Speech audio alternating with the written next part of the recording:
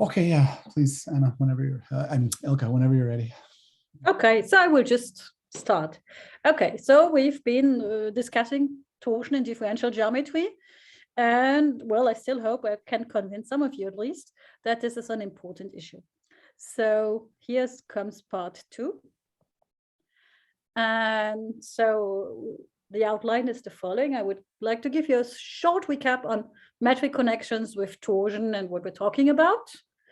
Then we are going to introduce one of the key examples because it captures really most of the geometry we're talking about, namely the nearly scalar S6.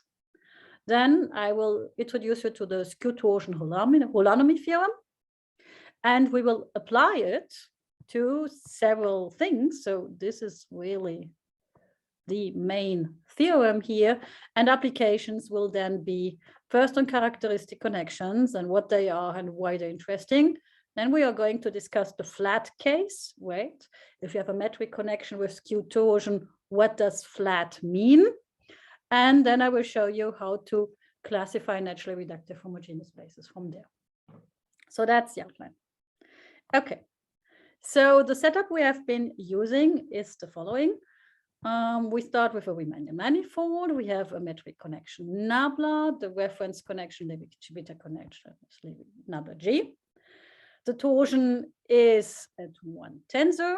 I turn it into a free zero tensor by contracting with the metric. And we know a metric connection is uniquely defined by its torsion. We call it skew torsion if this turns out to be free form, which is a notion which makes sense because now my object has 3 slots. And because a metric connection is uniquely determined by its torsion, we can write the connection actually as Levi-Civita plus 1/2 the torsion term. And so we see vanishing torsion just reduces to the Levi-Civita case. Okay, so this is the main formula for how to. Okay. Well, don't know why it disappears. The main formula how to write the connection in terms of Levi-Civita connection and torsion. Good.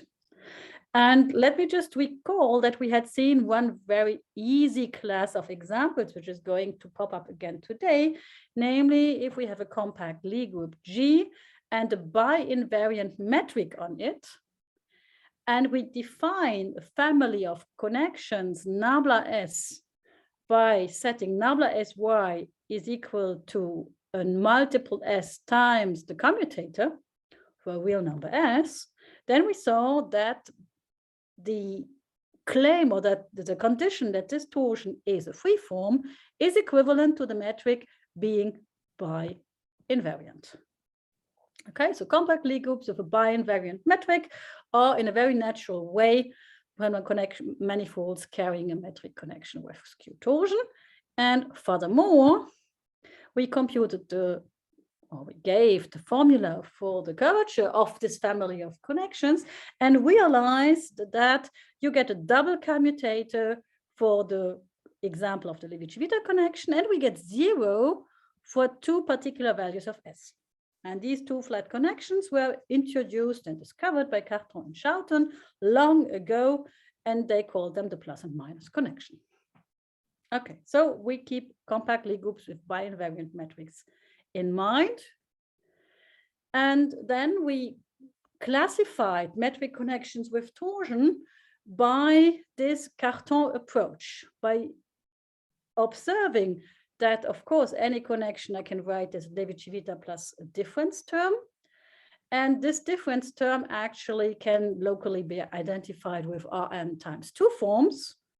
And this in turn turns out to be exactly isomorphic to the space of torsion tensors, of algebraic torsion tensors, right? So this is a tensorial object, and we can let SON act on it. And so what Cartan did, he decomposed this space of algebraic torsion tensors under the action of SON. And we had 3 pieces, Rn, 3 forms, and the Cartan product of the 2 representations that appear. And now, if the torsion is of pure type, meaning only in one of the three summons and not of mixed type, then we have particular names. So in particular, we call a connection with skew torsion or skew symmetric torsion if the difference tensor lies in this free-form part, and then actually the formula is what we had before. And to see one further example, if we have vectorial torsion, meaning that the torsion tensor lies in that part, then actually the formula is there exists a vector field V such that the connection can be written like that. In particular, on surfaces, any connection with torsion, any metric connection with torsion is of this type because there are no free forms, and the Cartan product above here also vanishes. Okay. This form of a connection might remind you of a Weil connection, but in fact it's not. Okay, so Weil connections look similar, but there's a one-to-one correspondence, but they're not given exactly by that formula. Okay, nevertheless, there's a big relation from vectorial torsion to Weil geometry. Okay, good. So furthermore, we had seen the Berger-Simons theorem on holonomy in the form as it's normally presented, namely as a theorem, a classification theorem, I would say. With a finite list in the non-symmetric Riemannian irreducible case. The holonomy of the Levi-Civita connection is only one out of a finite list. It's either SON or it's SPN times SP1, UN, SUN, SPN, G2, or spin 7. And the case of spin 9 actually couldn't occur. This has to be symmetric. Okay, and the questions we already raised last week were, first, what can we say about Riemannian manifolds that are not covered by this result? Obviously, we have a huge zoo of interesting manifolds which are not in this list, right? Would it mean, or would it imply that holonomy is not a suitable tool for describing them? And actually, no.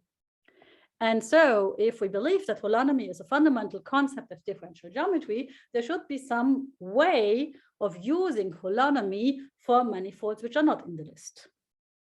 And in order to get the hint what would be a good replacement for this list type theorem, we would like to look at this theorem from a different direction. And by changing this point of view, we find a replacement which is suitable for connections with torsion.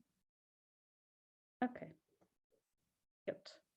Finally, one of the last things I want to recall from last time was the Ambrose-Singer homogeneity theorem, namely that, in a nutshell, for a complete Riemannian manifold, it is equivalent to be a homogeneous space and to carry a connection, a metric connection with torsion, such that the curvature and the torsion are parallel.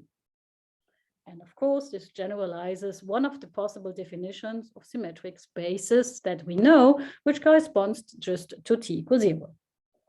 Now, since we had seen that the torsion can be classified or put into these three types, these three Cartan types, right? We conclude that we have, in fact, three classes of homogeneous spaces according to the algebraic type of the torsion tensor. As an empirical fact, the non-homogeneous case actually carries many similarities with this homogeneous case. And in particular, it turns out that the condition that we would like to keep is that the torsion should still be parallel, but we give up the condition that the curvature is parallel. This seems to be a too restrictive condition in general. Okay.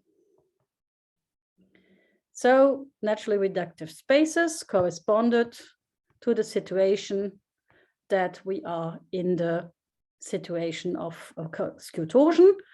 For the metric, this meant a certain property, which is recalled here. The torsion tensor has this form.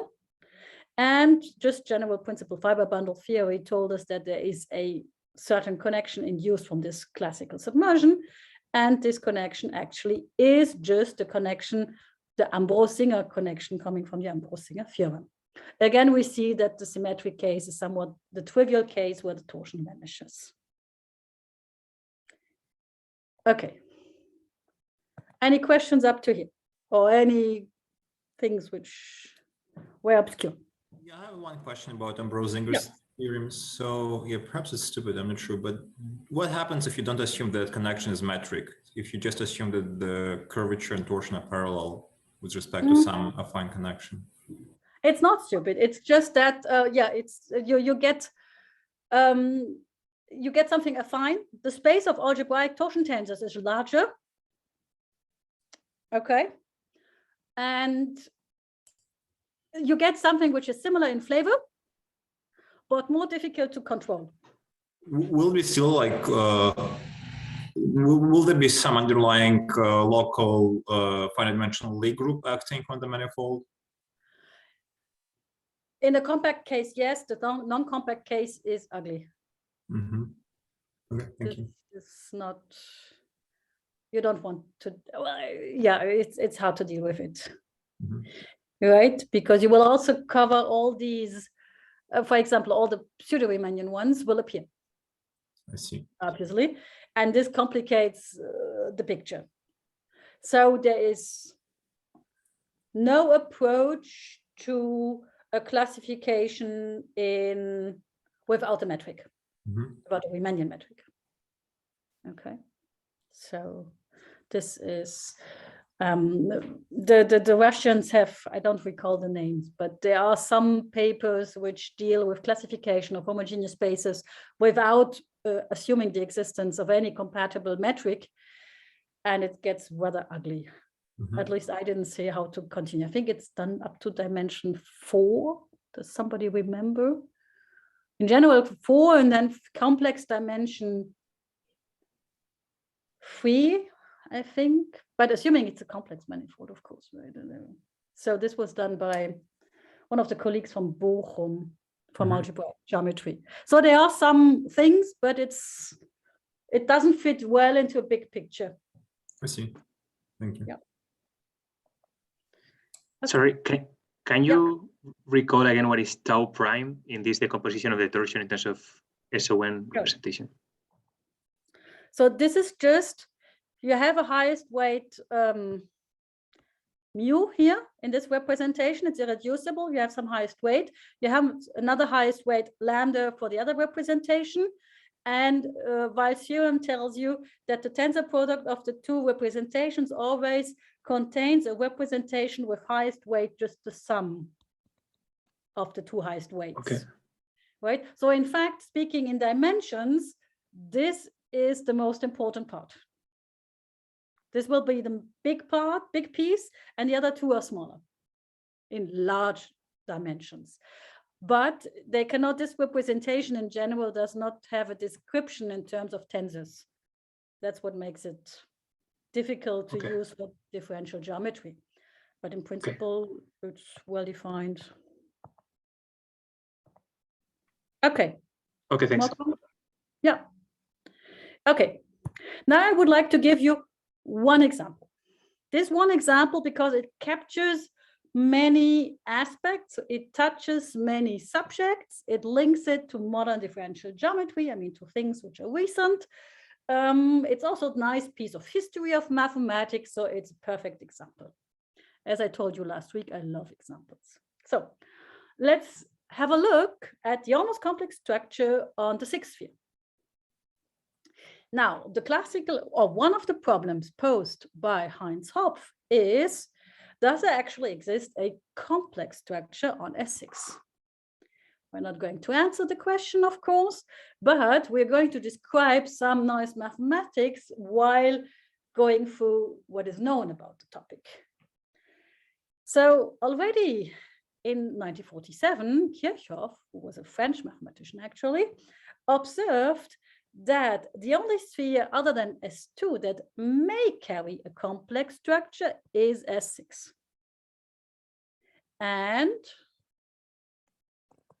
he proved that an almost complex structure on S6 can easily be defined by interpreting S6 as the purely imaginary Cayley numbers of norm 1. Now, this is strongly related to the transitive action of G2 on the sixth sphere, but this was by no means obvious at the time. Actually, it was not, the following sphere even was not yet known, namely, the only even dimensional sphere with a transitive group action, which is not an orthogonal group, is the sixth sphere, and the group is G2. Right. So S6 already from this theorem clearly exhibits properties that other even dimensional spheres will not have. Edelman and Lieberman, who started this general theory of connections in the 50s, right? They studied this almost complex structure in S6 in more detail. And in particular, they proved that it's not a complex structure, which was an question that Kirchhoff had not dealt with, because also, you know, all the theorems on integrability at the time were not known. Okay, so what they've concluded is the structure we considered is therefore locally equivalent to an almost Hermitian structure on S6, admitting G2 as its group of automorphisms. Okay, now let's give an explicit description of S6 in these terms. And this description actually is due to Calabi. Okay, so we identify R7 with the imaginary octonions. And not only for S6, but suppose you have a compact hypersurface in this space, R7. Look at the normal vector field N. Then you have the shape operator or the Weingarten map, depending on what language you like. And we define an endomorphism field by the following formula, namely J acting on a vector field Y is the cross product of N times Y, where the cross product comes, of course, from octonionic multiplication. Right, so this is strongly related to the existence of cross products, which we know is almost never the case.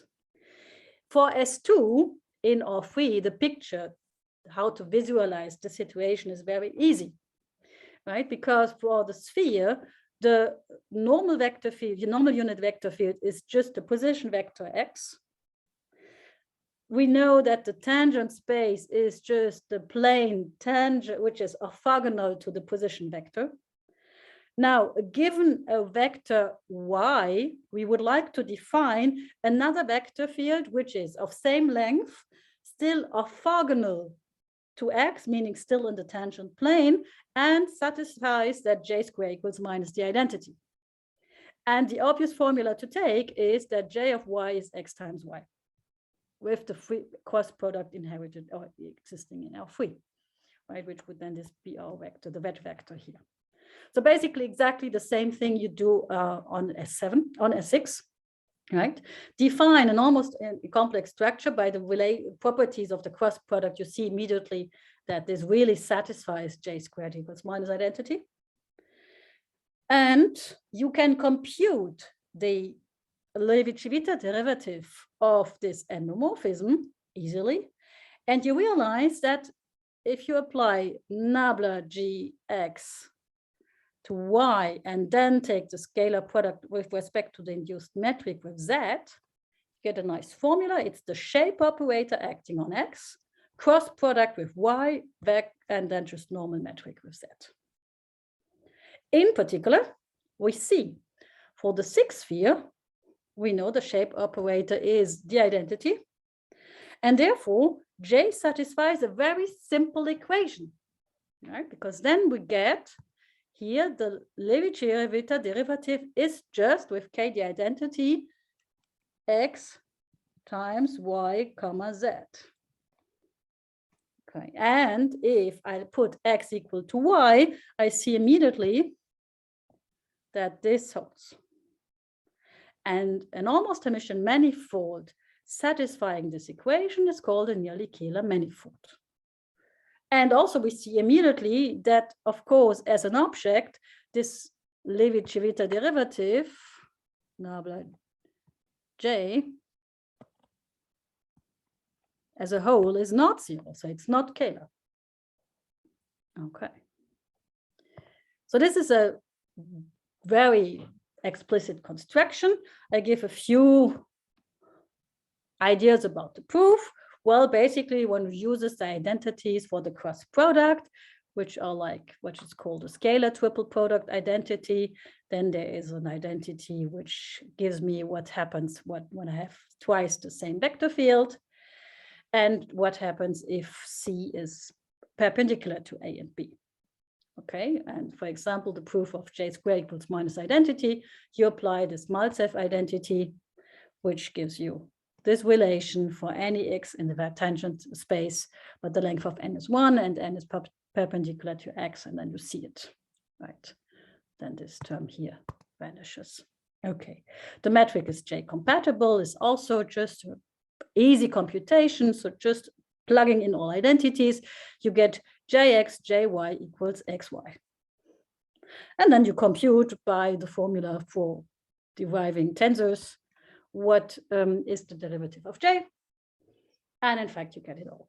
Okay, in fact, you a little bit more holds you do by similar computations using the 9/2 tensor. J is integrable if and only if the shape operator anti-commutes with the almost complex structure. And in particular, if K equals the identity, this is certainly not going to happen. So the corollary is that J is actually never integrable. And for the sphere, one gets that the Neuenhaus tensor for this almost complex structure is just given by this quantity which appears in the definition of a nearly scalar manifold, which we had seen is not zero. Okay, so this is a very explicit construction. And yeah, so what do we learn from this? Well, so we see S6 is a nearly scalar manifold in a natural way, right? But as a manifold, it's irreducible. It's not covered by Berger's theorem.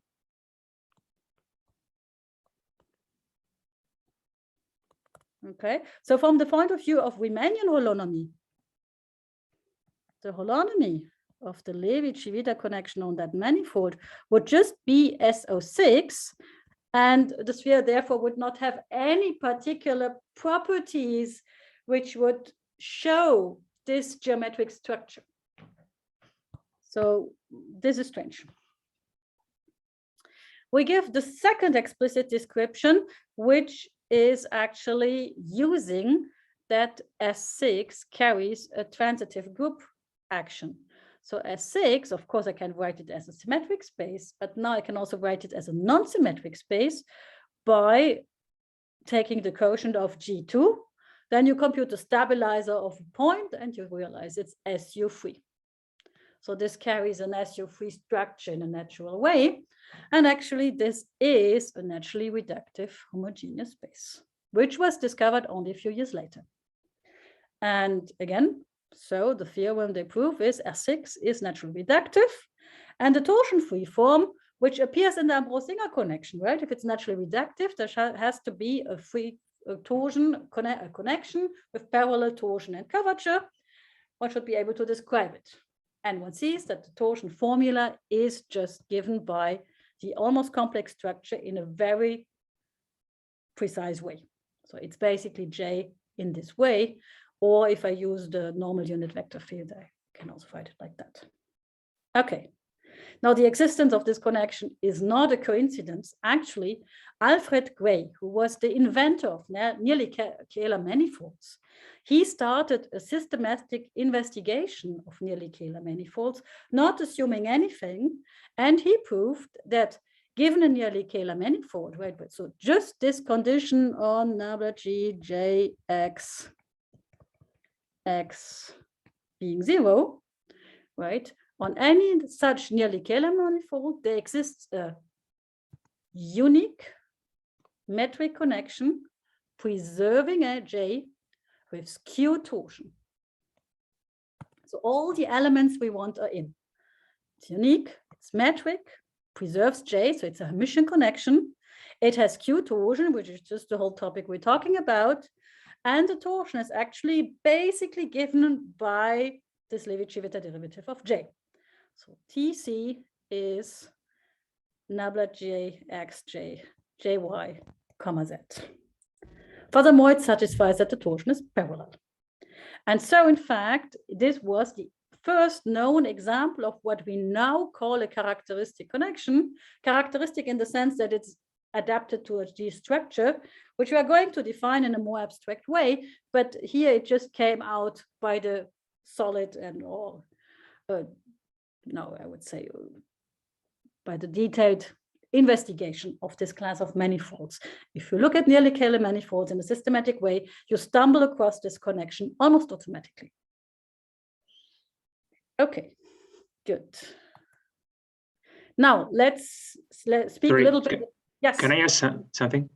Of course, please do. Thanks. The non-integrable almost complex structure on S6 can be obtained from a left invariant almost complex structure on G2, or it's not the case? Yes. Okay. Yes. Yeah. This is how this works. Precisely. So I have a either left or right invariant almost complex structure on G2, which is not integrable, and I quotient by SU3, and I get this. Exactly. Yeah. Okay, thanks. And in fact, so if you don't,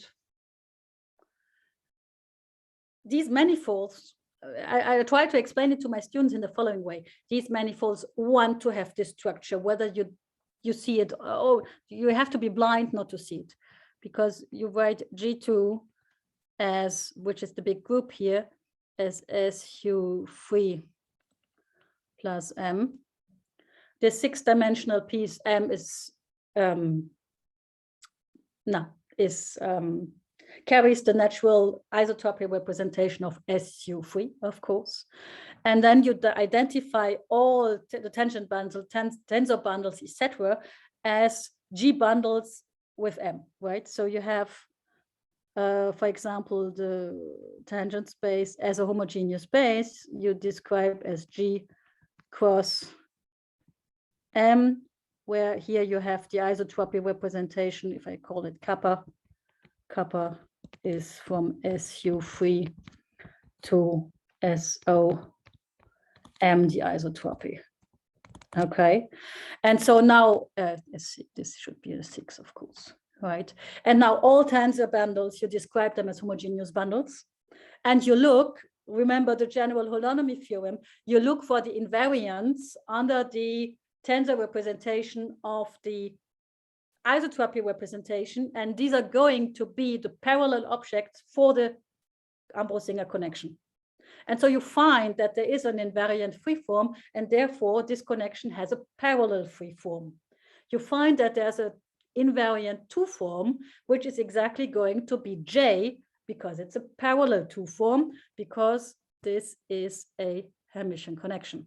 Okay, so just by looking from a point of view of representation theory and computing the invariants under the isotropy, you get for free all the parallel tensor fields of the canon of this Ambrose-Singer connection, right? Which explains again that these are natural objects.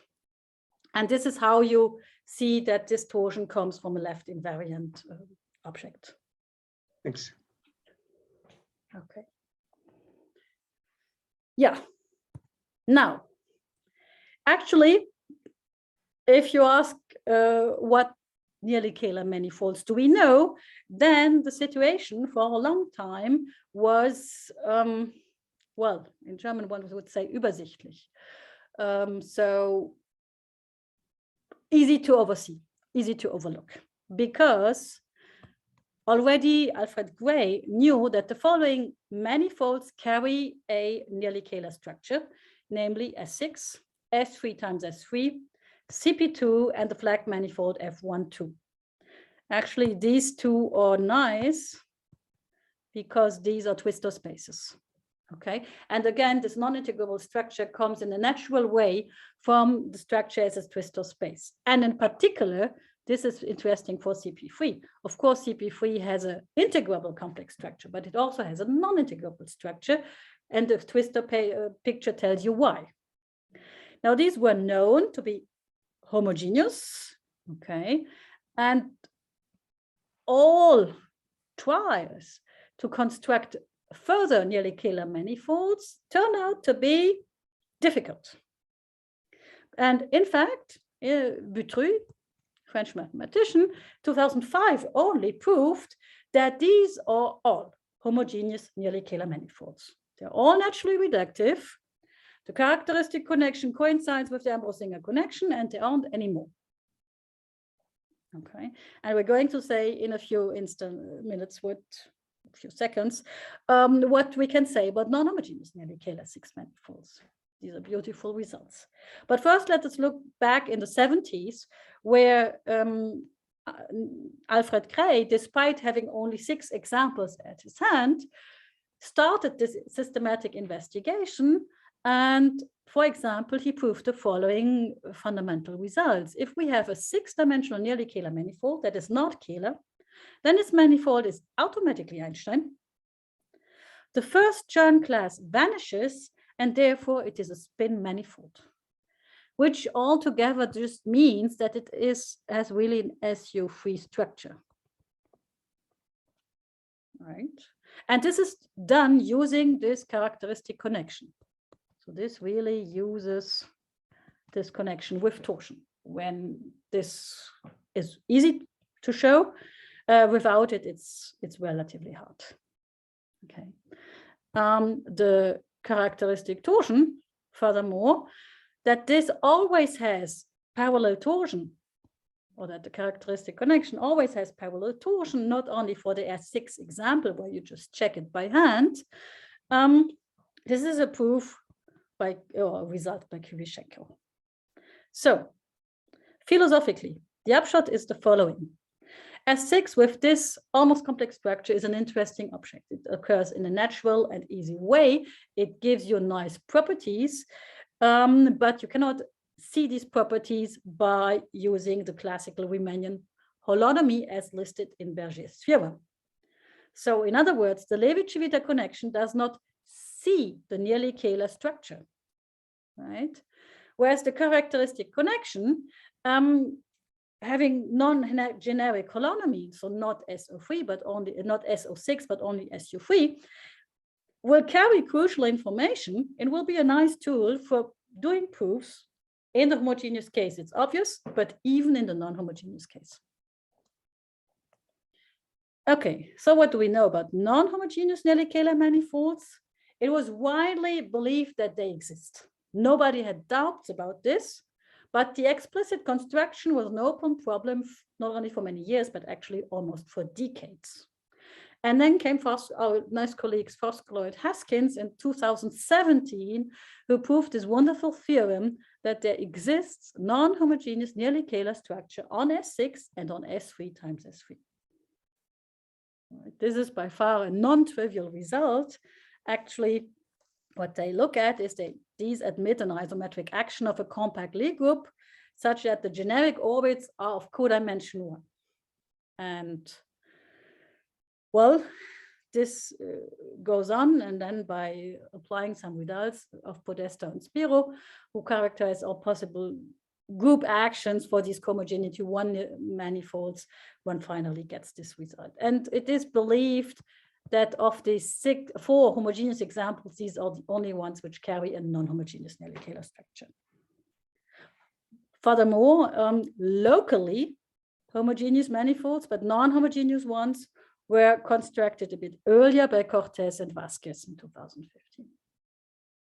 Right. So we see that these manifolds bring us actually to the forefront of modern research in differential geometry. Right, which is what makes them a nice class. And being able to treat these manifolds and these structures is a good goal. Okay. So the proof of Foscolo and Haskins reduces the existence to an ODE, or there is something more involved? Yes. Yeah. To a geometric ODE. So the existence of a nearly scalar structure is translated. So the equation I gave, which is only one equation, is translated into a slightly different system of differential equations, and then proof solution and short-term existence, and take your whole machinery and all the tools. Yeah, this is really hard work. Right. So it's not explicit. Right. But actually, you can still dream. There are some ideas, because it's not homogeneous, but there's a homogeneity one action lying in the background, right? So maybe these manifolds or these structures can be induced from a biquotient structure. This is not totally stupid to believe that this might work. The problem is, however, to compute things on a biquotient. Can compute curvature, but computing general derivatives describing connections on a biquotient is not so easy if you want to do it in an explicit way. So that's a problem. I fill up my bag of tea.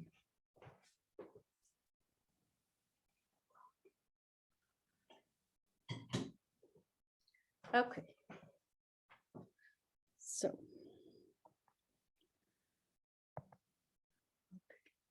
Now I would like to introduce you to the holonomy theorem that we have. So the replacement of Berger's theorem, which is a list type theorem, we want now something more sophisticated. And also we change the point of view as promised. So the algebraic preliminaries needed for this general holonomy theorem are as follows. If we are given any algebraic free-form T, we associate with it two objects. The first is the kernel of the free form. By the kernel of the free form, I mean, these are the real numbers, of course, all vector fields X such that the contraction, so the inner product X with T is equal to 0. This makes sense. Furthermore, I take all elements where this does not vanish, right? So I have X inner product with T. Now, since T is a free form, this is a two form. So on two forms, since two forms are in the Riemannian case isomorphic to the Lie algebra SON, the space of two forms carries a commutator in a natural way. And so I can take these objects and look at the Lie algebra generated by them as a subalgebra of the orthogonal Lie algebra. And so this Lie algebra I will call script GT. Right? This is the Lie algebra which goes with T, and the kernel is just a subspace of Rn. What one should not confuse it with is that the free-form T has a kind of isotropy Lie algebra, stabilizer algebra, which would be all elements A such that they leave, so on an group level, they leave T invariant, and if you differentiate, they send it to 0. And the most important comment is that this Lie algebra generated by the image of our contractions is in no obvious way related to the isotropy Lie algebra. Nevertheless, the first thing we can prove is that this algebra GT is a compact semi-simple Lie algebra. Now, in its original version, Berger's holonomy theorem will not generalize to connections with skewed torsion. So the idea is to formulate a holonomy theorem which uses this new algebra GT. Okay. And why this makes sense will follow from the following comments. So it's all on one slide so that one can see it, even it's a bit cramped. Okay. So let's look at the torsion free form, which is not 0. some vector space V. I define the Lie algebra GT as before, and to it corresponds a subgroup big GT inside SON.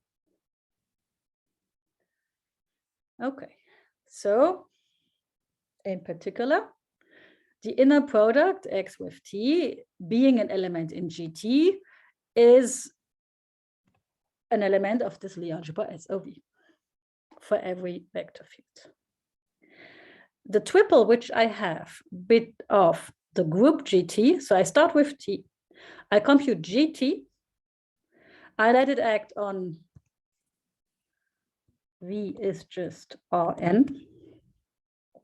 Okay, the triple GT with the vector space and the torsion freeform is called a skew torsion holonomy system. And for such a skew torsion holonomy system, right, this is said to be irreducible if the compact group GT acts irreducibly on the vector space V. It's called transitive if GT acts transitively on the unit sphere of my vector field. And it's called symmetric if T is GT invariant.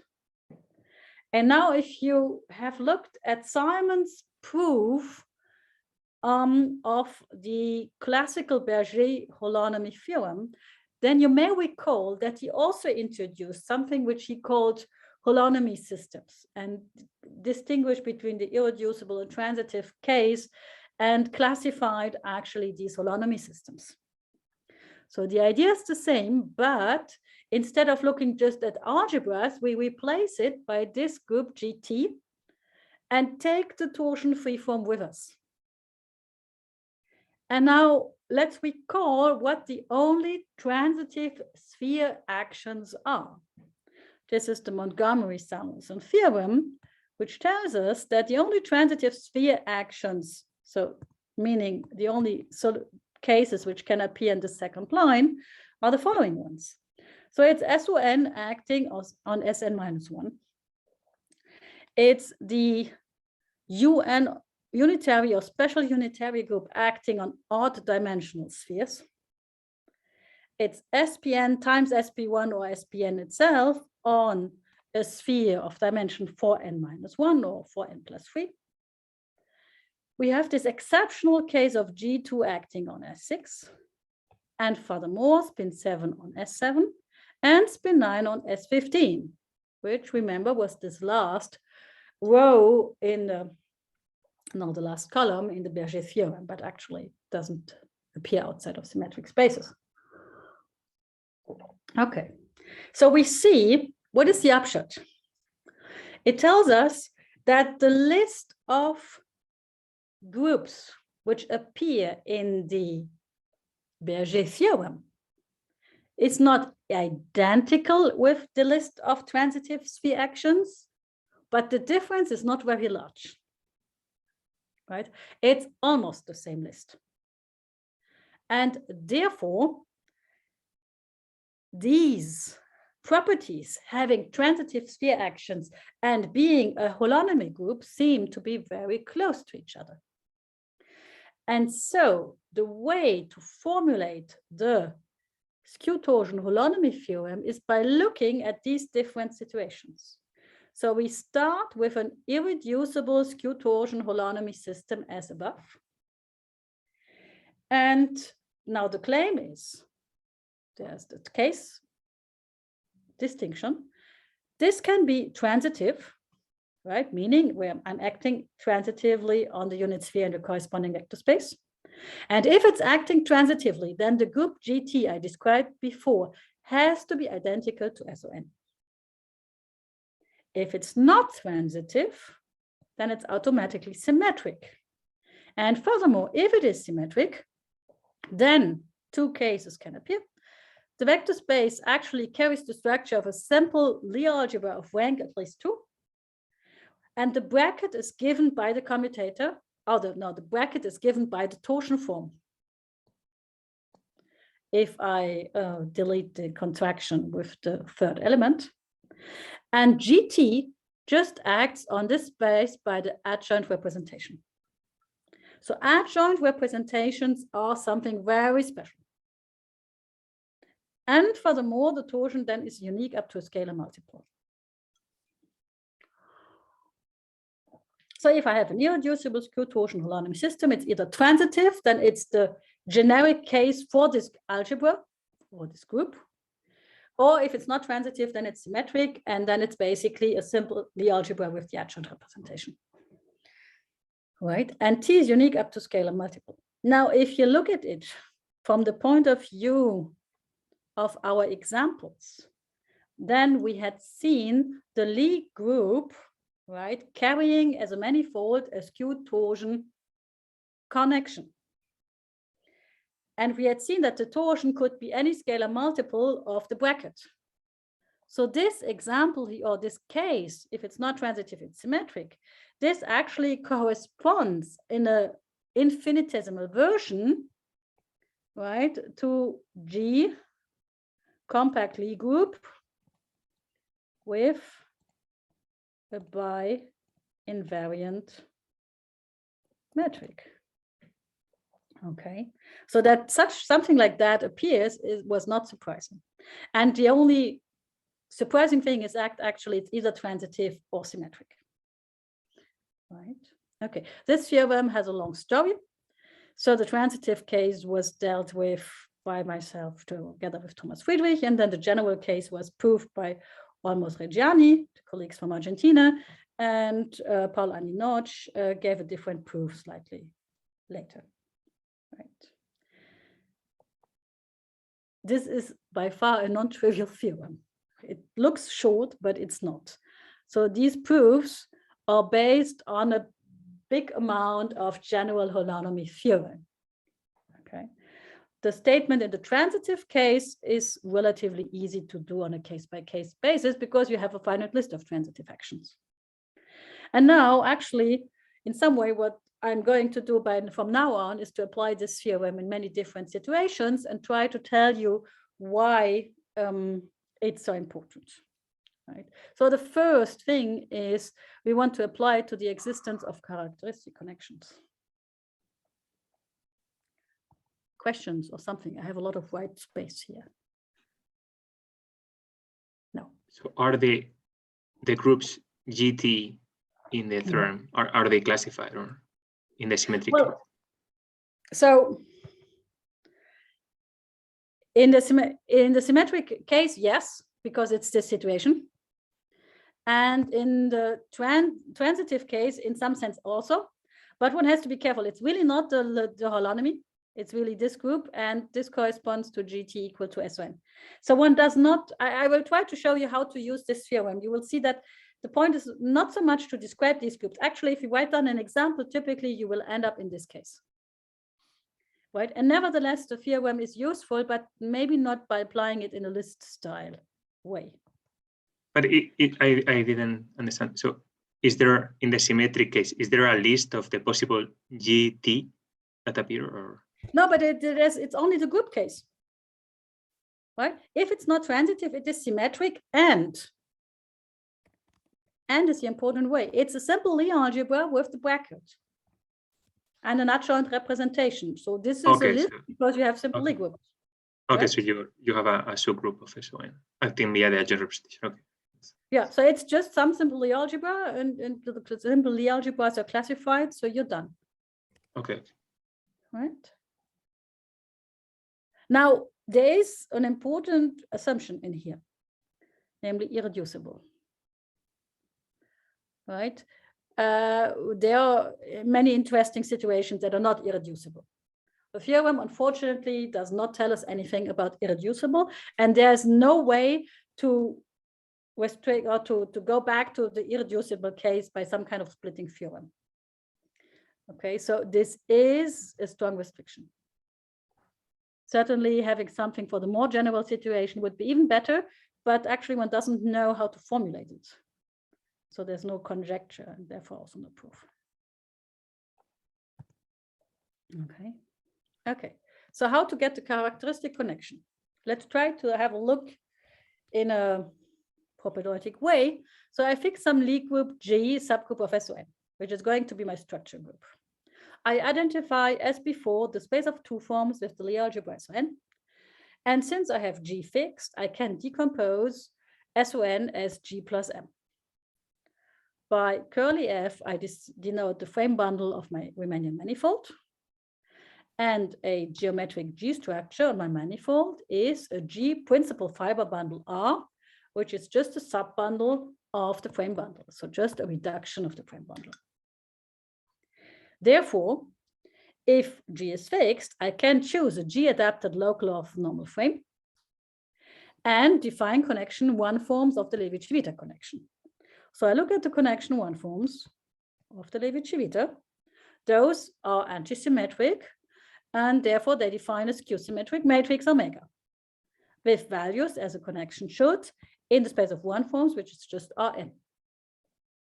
But since this is skew-symmetric, I can identify it with an element of SON. And SON, as seen before, I can write as G plus M. And so I look at the projection to the subspace M of the connection form of the Levi-Civita connection. This gamma is one form on the manifold with values in script M. And in a point, I can just write it as an element of Rn times script M. This is what Swan and Salomon and other people call the intrinsic torsion of the G structure. Now observe, so far, I have not spoken about any other connections than just the Levi-Civita connection, right? So whenever I fix G and I have a Riemannian manifold, I can compute gamma. That's why intrinsic torsion certainly captures the property, but we view it as a torsion. And the main theorem is this gamma is going to vanish if and only if the Levi-Civita connection is a G connection. And by that, I mean that the holonomy of the Levi-Civita connection is a subgroup of big G. 3 and 4. Sorry? I hear something. Okay. Okay, so gamma. So let's put it some way. If we look at Berger's theorem, right? If the holonomy of the Levi-Civita connection is in the subgroup G, which is actually my reduction of the frame bundle, everything is fine. If for certain manifolds, this is not going to happen.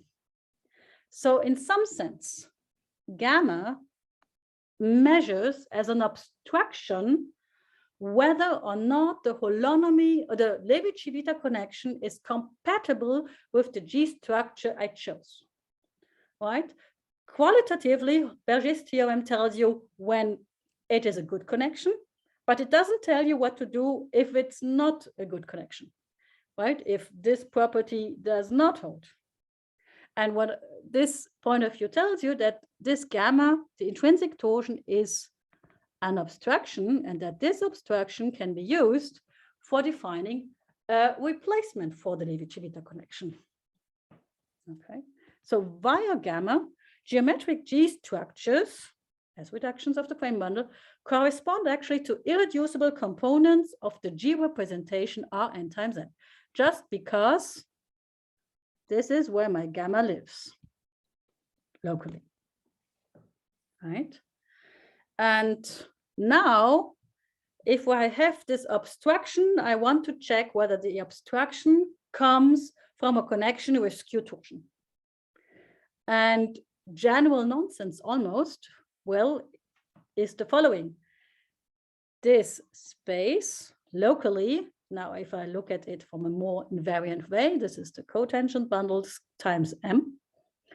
So is there a natural map going from the space of free forms in the space of obstructions of intrinsic torsion? And yes, there's an obvious map which maps a free form to an element on the right-hand side, namely big theta is defined as following. You take all inner products EI times web T. This is a two form, so I can project it to M and then take the tensor product of with EI and sum over your orthonormal basis. Okay. And now the theorem. So it's obvious if there is a good theorem. This is an G equivariant map. This is a G. At the end, all this stuff quite often reduces to easy representation theory of compact Lie groups, by the way, right? So if you write, this is a G equivariant map from free forms to that space, you write it down, and the existence of this map translates in the following theorem.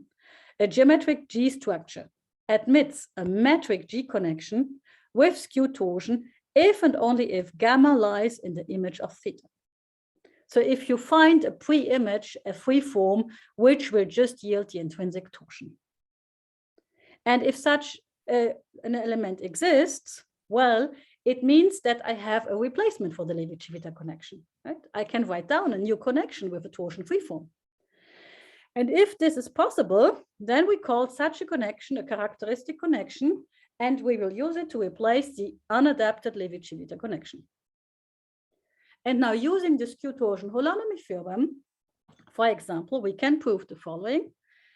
If G is not SON and it acts irreducibly on the tangent space, and it's not an adjoint representation on Rn, then the kernel of this map theta is always 0. And therefore, if the characteristic connection exists, it's unique, right? And so if there's a replacement, there's only one. Now, not for any Lie group G, you will actually find such a connection. But this tells you now clearly how to proceed. You compute the image of this map, right? See whether or not for given group G, check whether you have a torsion candidate, and then you apply either this theorem or something adapted to the group, right? And I will just try to sketch how one sees that the uniqueness is a consequence of our skew torsion holonomy theorem. Suppose you have an element T, which is in the kernel of theta. You want to prove that the kernel vanishes, right? But what does it mean? It means that all elements X time inner product with T are inside G, inside S1, because it's the Lie algebra generated by the image. And therefore, the kernel of theta consists of all free forms such that the Lie algebra generated by the free form is inside G. And so now I have an irreducible skew torsion holonomy system, namely given by this T I started with, the group G and Rn. Now I have two assumptions, namely I asked that it's not transitive. Okay.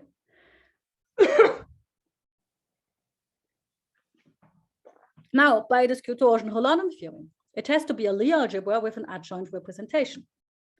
But this was excluded as well, and therefore it follows that the kernel is 0.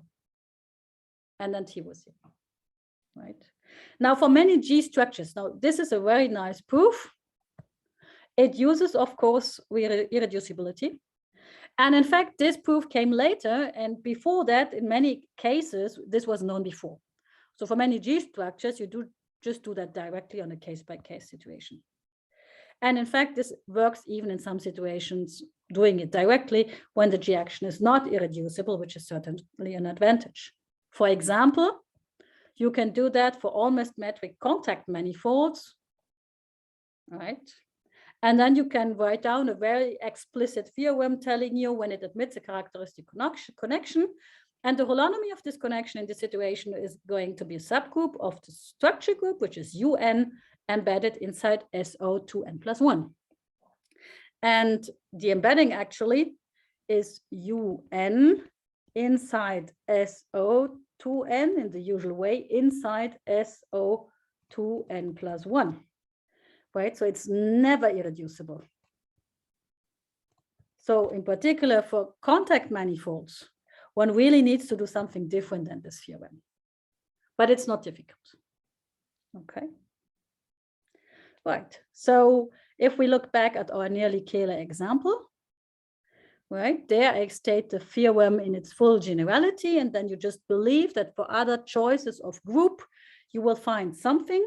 So let's look at this situation. We take G equal to SU, oh, sorry. I take G equal to UN inside SO2N. This is my structure group. So I have an almost Hermitian manifold, and such an almost Hermitian manifold will admit a characteristic connection if and only if the Nyinghaus tensor is skew-symmetric, again viewed as a free-zero tensor. So it's integrable if the tensor vanishes. And of course, in general, this is not going to be skew-symmetric, right? But actually, you have a large class of almost Hermitian manifolds for which it is. And if it is, then you can write down the formula, then the torsion is unique. The characteristic connection is unique. You can write down the formula for the torsion in geometric terms, namely T is given by minus d omega composed with J plus the Nyinghaus tensor. Omega is a two form, d omega, so omega is just a scalar form, of course. D omega is a free form composed with J, that's still a free form. And the Nyinghaus tensor is a free form by the assumption in the line above. So this really defines a free form. And furthermore, it's a Hermitian connection, meaning that nabla omega is 0 and the holonomy is inside UN. Right? So the holonomy is inside the structure group I started with.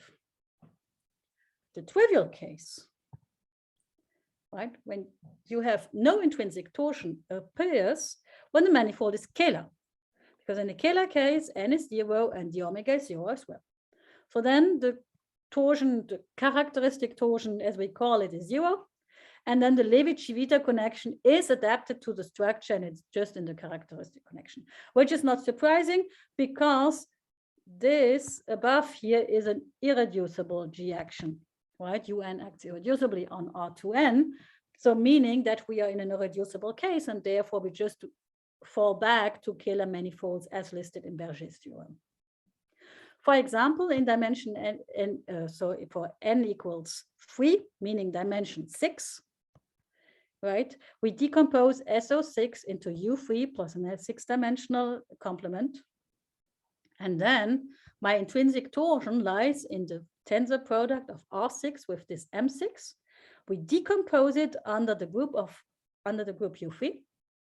And then one just finds that this is not an irreducible representation. Rather, it splits into 4 parts. And these parts were already described. So classically, they're denoted by W1 to W4. And the upper index here, okay, this is just the dimension of the space. This explains my notation, okay? Because this is 6 by times 6 is, so this is dimension 36, and you check that 2 plus 16 plus 12 plus 6 should be 36. Okay, so this was done by Gray-Havella long ago, and this is called the Gray-Havella classification of almost Hermitian manifold. And then you can ask, okay, when is n skew-symmetric? Because this is the condition we have here. Right, this should be skew-symmetric. And this is actually equivalent to saying that the intrinsic torsion has no W2 part. And for example, if the intrinsic torsion lies only in the W1 part, this is exactly the nearly scalar condition. So the nearly scalar manifolds correspond to characteristic torsion lying in this two-dimensional space. Or now maybe I should mark this, right? We can have that the intrinsic torsion lies only in this back part. And this corresponds actually to Hermitian manifolds where n is equal to 0. And so you can recover classes of Hermitian manifolds, almost Hermitian manifolds that we know, right? And we know, therefore, also look at the intrinsic torsion and then you check whether you have a characteristic connection.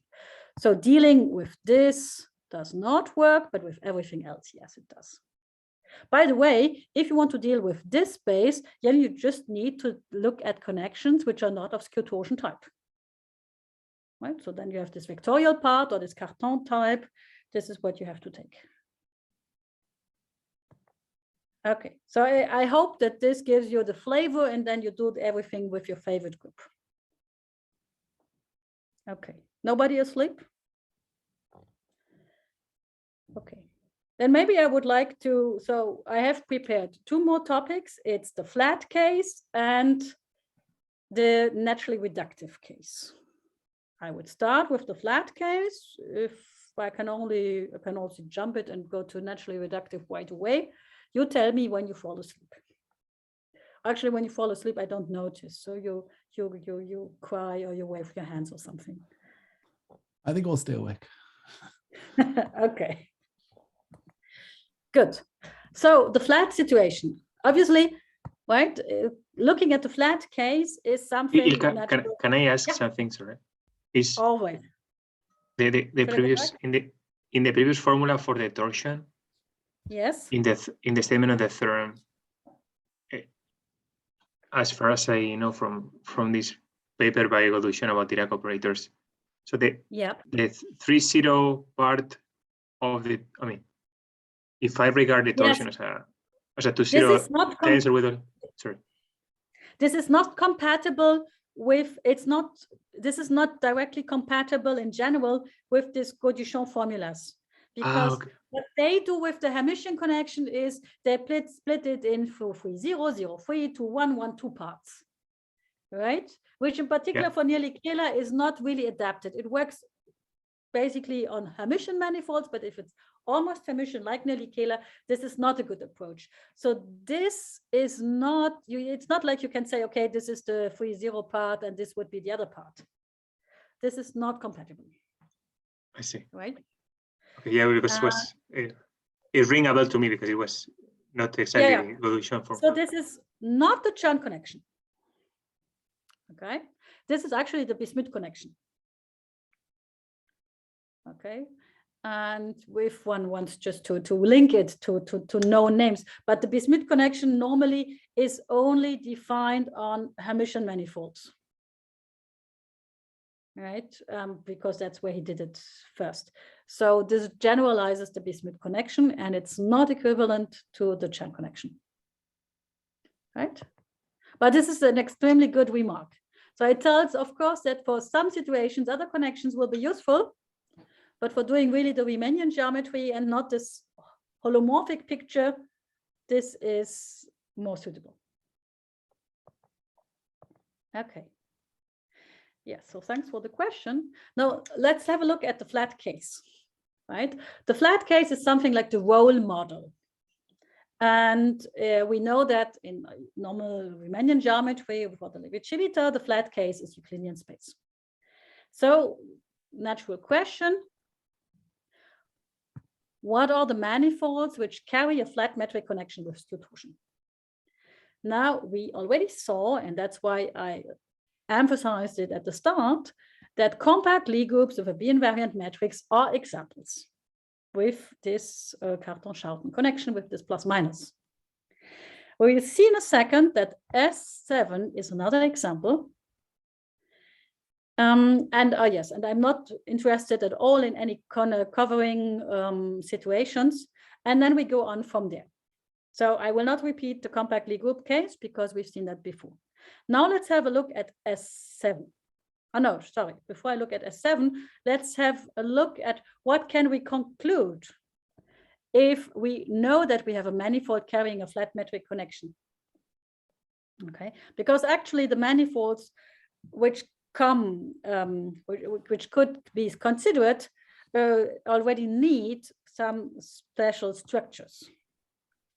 So if we have a flat connection, meaning just that all curvature components vanish, well, what does it mean? Okay, first it means that the connection defines a Lie algebra homomorphism. And now the Ambrose-Singer theorem on holonomy, right, tells us that the holonomy of a connection is generated by all compositions of curvature with parallel transport, right? But if the curvature vanishes, anything I can construct from parallel transport times curvature will be 0 as well. Therefore, the assumption of having a flat connection implies that the Lie algebra of the holonomy has to vanish. Meaning that the normal holonomy group, if I look at it as a group, is a discrete group. Geometrically, this means that parallel transport is going to be path independent. There's no holonomy. Up to, as I'm saying all the time, this is simply connected. I'm not interested in measuring holes in my manifold or something. This is totally local. But if parallel transport is path independent, then my manifold is parallelizable, and in particular, it has to be a spin manifold. So the upshot is we should only look at parallelizable manifolds. Everything else we can rule out immediately. Good. So Lie groups are known to be parallelizable, and now we see how S7 comes into the game. Because in some sense, S7 is the only parallelizable sphere, which is not a Lie group. I mean, S1 and S3 we already have because they're Lie groups. And S7 is not a Lie group, but almost, because we have a multiplication coming from octonions, but it's not associative. Okay, so that's what I mean by almost a Lie group. How to now trivialize S7? Well, the best way is to look at the spin representation, which is a representation from spin 7, the simply connected covering of SO7, into the endomorphisms of the spinor space, and the spinor space in dimension 7 is just a copy of C8. Now, dimension 7 is special, because in dimension 7, actually, this complex spin representation turns out to be the complexification of an 8-dimensional real representation, which is rather rare. So in fact, we have a representation kappa from spin 7 into real R8, the spinor space. And in fact, kappa is a representation not only of the spin group, but of the whole Clifford algebra of R7, just because one can realize the spin group as a subset of the Clifford algebra. So I can put in between R7 and spin 7 the Clifford algebra here. Now I choose an orthonormal basis of R7. I denote by kappa I the image under the real spin representation of these basis elements. I view S7. Remember, S7 is element of length 1. So I embed it in R8. And so I view S7 as spinors of length 1. And I define vector fields on S7 by using Clifford multiplication. Vi of x is just kappa I as an element in the Clifford algebra times x. And here is the Clifford product. And if one does this, then one realizes that this just gives the parallel structure on S7, which is a neat exercise to do if one does Clifford algebras. Okay, these vector fields I just defined. They form a trivialization of S7, which comes from the rules for Clifford multiplication. And now I define a connection by imposing that all these vector fields are parallel. This defines a connection. You check that it's metric. And it's flat by construction, because there are no derivatives. And you can compute the torsion. The torsion is actually the triple Clifford product. The torsion is given by, so either you write it as a commutator of vector fields, but you can also write it as kappa I, kappa j, kappa k, which are just, you know, these elements of the Clifford algebra, multiply them, let them x and x times x. I deleted the dots indicating the Clifford product so that the formula doesn't get too much. And you check that this is a free form because of the rules of Clifford multiplication. Because Clifford multiplication tells you if I is not j, kappa I times kappa j equals minus kappa j kappa I. So this will just be antisymmetric as one needs. This is really a free form. However, this free form is not parallel. one checks that it doesn't have constant coefficients. Okay, this we don't look at the moment. And in fact, this is a G2 connection because it's a 7-dimensional manifold. So there's G2 as a possible structure group, and really this is a G2 connection, and one can describe the type of the connection. So I have this example, and now the classification of flat skew torsion manifolds tells us, well, the theorem is any irreducible connected, simply connected manifold M with a flat metric connection with skew torsion is either a compact Lie group or S7. This theorem, again, has a long history. So flat connections in historical times were called manifolds with absolute parallelism, in the sense that one has parallel transport, which would be absolute or path independent. So Cartan and Schouten stated the theorem in this paper and give a wrong proof. The question was picked up, well, quite a while later, 1968. Dartry and Nickerson came back to the same question from a different direction. Namely, their paper is called On the Existence of Special Orthonormal Frames. And they asked the following question, namely, does a manifold admit an orthonormal frame consisting only of Killing vectors? And if one thinks about it for a little bit, then Dartry and Nickerson observed that this is basically an equivalent question. Right? It means finding a flat metric connection with skew torsion. Well, how can one see this without giving a precise proof? Well, the condition to be a Killing vector field is just given by that antisymmetry condition, where here there's a G missing, I realize. Okay.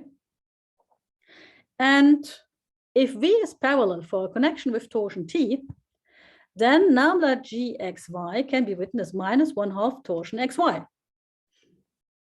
right? Because the connection is written as Levi-Civita plus torsion.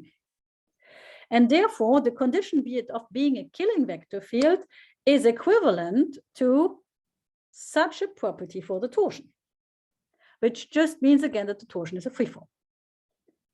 And so Dartry Nickerson tried to find examples, okay, and then they proved, okay, they looked at Lie groups, 7, this was easy, and the problem was to prove that this is all. Dartry and Nickerson were actually in close contact with Joe Wolf. And Joe Wolf, despite the fact that the paper is 4 years older, but this apparently has more to do with publication times in Journal of Differential Geometry and not so much with when the manuscript was written. I guess this hasn't changed much since the 70s. So Joe Wolf published 2 long papers in the Journal of Differential Geometry, which is called On the Geometry and Classification of Absolute Parallelisms, which, if we look at this name, just tells us again that this is the question. And Dartry Nickerson and Joe Wolf knew that they were basically doing the same thing. It was just written or formulated in a different way. Therefore, if one looks into the papers of Wolf and Dartry Nickerson, what they do is they both rely on the classification of symmetric spaces. So they prove the theorem by going through computations, and then they prove that it has to be a symmetric space. Symmetric spaces are classified, and then they rule out almost everything. Because we all know what the classification of symmetric spaces is. It's a long list, and most manifolds actually are not parallelizable, right? So in fact, using the whole classification of symmetric spaces to end up at the end with compact Lie groups or S7 is a little bit overkill, right? And it uses a lot of input just to rule out almost everything.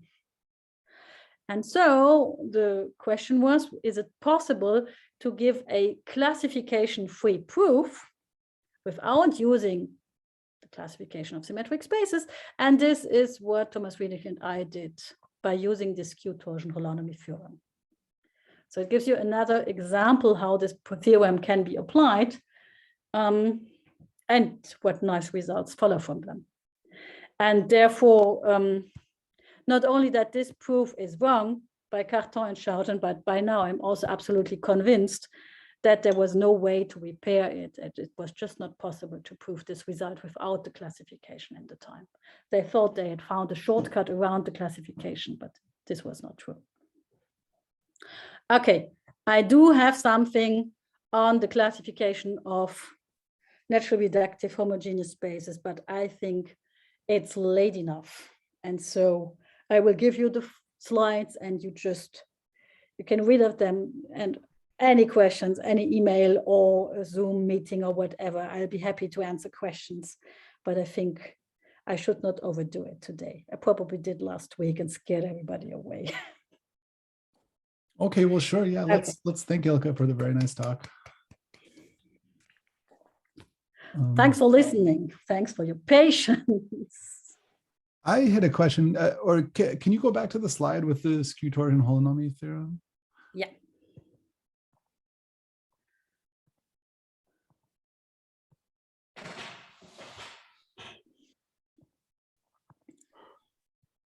It is. And maybe the one before it as well. I think. This one? Yeah, just make sure I have all the definitions straight in my head. Yeah. Okay, yeah. But and here, I mean, there's no further assumption on the torsion, just skew symmetric. That's it. Just any free form. Totally algebraic. And can we maybe go to the theorem statement again? Mm-hmm. I mean, it's, yeah. Well, I guess I don't immediately see why one thinks of the image of the torsion like this as holonomy. Why should one think of that as holonomy? I see it naturally gives you these Lie algebra elements, but it gives you this Lie. I mean, it's basically the image, right?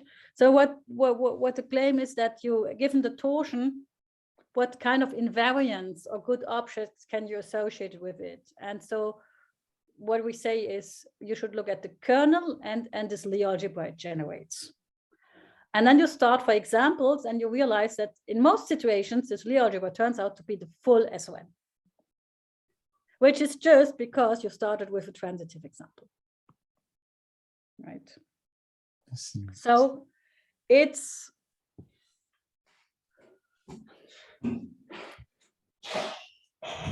it tries to capture that this free form is either so that we have two approaches to how degenerate or non-degenerate the free form is. And before that theorem, okay, we had this element sigma t, which I had defined last week and which just plays this huge role, which is EIT squared as a two form and then sum over I, right? Which, as one sees, is certainly related to that Lie algebra. So when we knew before experimentally that this sigma t was a first measure for the non-degeneracy of the freeform, right? Because when does this happen? Well, you need at least two terms, right? So a classical example would be that the torsion is as in the contact case. So E1 wedge E2 plus E3 wedge E4 times E5. And if you do this, then you compute that this sigma t is just E1, 2, 3, 4, up to some constants I don't care about. Okay. Whereas if your torsion free form does not have at least two summons, which it has here, so you need at least two summons to have non-zero sigma t. Because if you have only one summand, then you only get one summand in this inner product, and then the square vanishes, of course. And then secondly, you realize, okay, but not only you need two summons. For example, if you have something like E1, 2, 3 plus E4, 5, 6, then it's also going to vanish, right? So this is like a split case, and that's actually how we look at it, right? Because split in the sense one torsion lives in one piece of the manifold and the other part of the torsion lives in the other directions, okay? And if you take this, and if you compute sigma t for this element, you will get 0 as well. Because you need at least one direction in which such that the inner product with the free form will yield two summons. And this is why this is the typical situation, right? If you enter, you take for the index I equals 5, you insert it here, then you get the square of E12 plus E34, and that's just what I wrote here. So the upshot is the sigma t captures a lot about the non-degeneracy of this manifold. And actually in the naturally reductive classification part, this is exactly what is being done. Looking at how non-degenerate this element is. Okay, and for the holonomy theorem, it turned out that this is not sufficient. We did not only this one element, but we need the whole algebra coming from the free forms, generated by the free forms, right? And to see how it looks. And if you do it here, so then you have, you have E12, E34, then you have all E15, 25, 35, 45, and then bang, you get the whole algebra, right? Which is not the case here. And this would really be a split case. If a naturally reductive space has such a torsion, one proves that it will be a direct product or locally a direct product, and therefore not interesting to do it from three-dimensional pieces.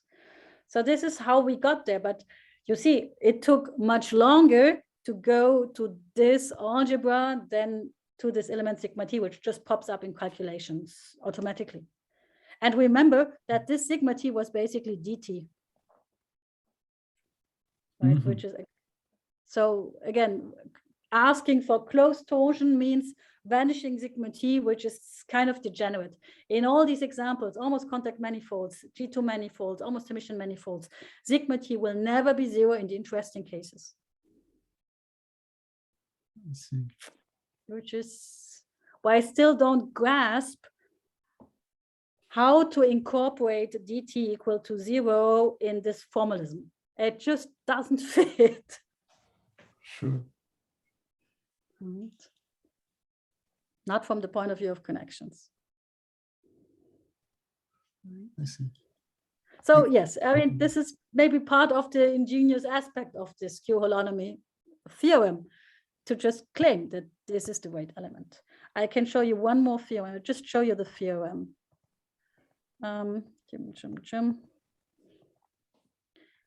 So we go for the flat case.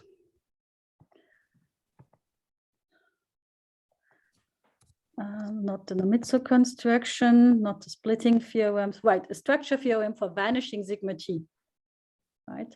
Suppose you have irreducible connected, simply connected, with parallel skew torsion, non-zero, such that sigma t is 0 nevertheless. Then it is a simple compact Lie group with a bi-invariant metric or its dual non-compact space.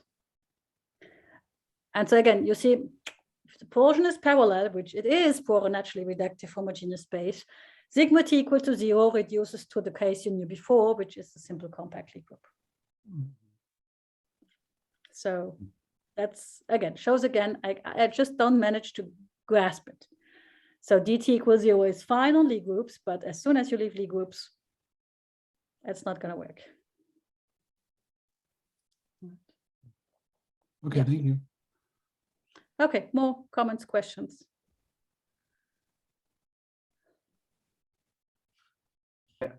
Again, in the case of closed skew symmetric torsion, is there any hope at all to get some sort of classification result of possible holonomies a la Berger, or this is just very wide?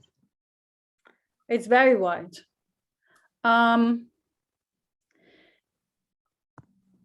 So if you have dt0 plus nabla t equals 0, then this is basically uninteresting. So if you want to have a closer look at dt equal to 0, one would have to give up the condition of parallel torsion, which, as we know from this homogeneous case, is not a natural condition, right? So if I had good examples of G structures, it doesn't even have to be skew torsion, but any metric connection. So if you give me G manifolds with some connection nabla, with some torsion, which is of any of Cartan type, whatever it is, leaving invariant the G structure such that this torsion as a tensor, not as a free form, will be closed, then I tell you what general holonomy results one can say. But since these, you know, the nearly Keeler S6 or the homogeneous spaces which appear in the classification of naturally reductive, so any manifold you could start with, then it would be fine. But as long as I don't see it, I just don't know where to start. Right? What is distortion? It could be, okay, I can tell you one thing, but it's not going to be skew torsion. So if you allow T vectorial, okay, so this other Cartan type, then dt equals to 0 is a good connection, is a good condition. But it's totally different. So there are a few papers on vectorial torsion. And in fact, here the situation is different. If you have vectorial torsion and you assume nabla t equal to 0, this basically means you have a parallel vector field. And existence of parallel vector fields is just too strong. So parallel torsion in this situation is not a good condition. So here for the vectorial case, dt equals 0 is fine. But then the structure is different. I mean, there I can tell you what to do and what the examples are. So locally, of course, the situation would be that T is basically a gradient vector field, right? It's a vector field. So a gradient vector field would automatically fulfill this. And if you have good gradient vector fields on your manifolds, then this is the good thing to do. But it will not give you a free form. It could be, yeah. I'm a bit confused. So in the vectorial case, what does it mean dt? I mean, you're not just. Oh. Well, dt in the sense that T is a vector field. Now T is a vector field. Okay, and so dual to it is a one form. Oh, okay. And this one form is closed. Right. So this is not a good way to write it. So nabla V. I called the vector field V. Nabla V is a good condition. Right. Yes. And this case has been classified basically if you have a manifold with vectorial metric torsion such that the torsion is as a tensor field parallel, then it is hyperbolic space and nothing else.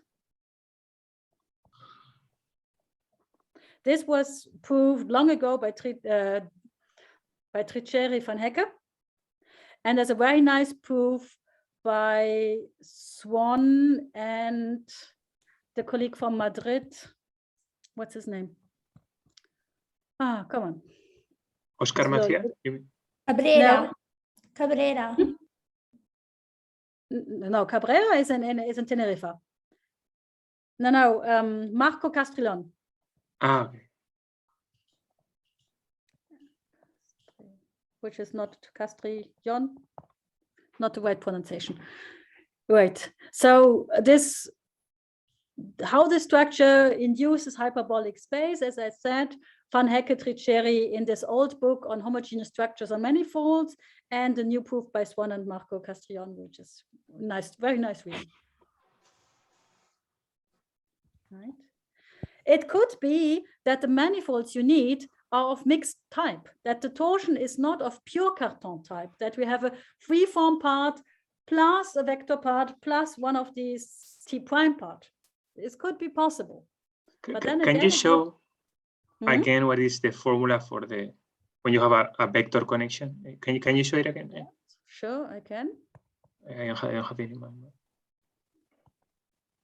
Yeah, I'm asking because precisely when you consider in generalized geometry generalized connections with no torsion in the sense of generalized geometry, then two things naturally arise. On the one hand, typically you have connections with a skew symmetric torsion, which is closed, but also you have connections which are of mixed type and has a three-form component and a vector component. Yeah, and it's precisely of this form. It doesn't have any direction in R times identity. It is precisely of this form. Okay, yeah. Then so it's of mixed type, and you have a compatible metric. Yeah. But I think it's a split signature metric, right? It has signature NN. No. What I'm saying, if you have a tangent plus cotangent, you consider a generalized metric there. Yes. Then there are naturally a natural notion of generalized connection without torsion, and this from in terms of classical geometry produces connections which have torsion, but also which have and the torsion can be either of a skew symmetric type or of mixed type, but only having components in the lambda 3 and the vector type.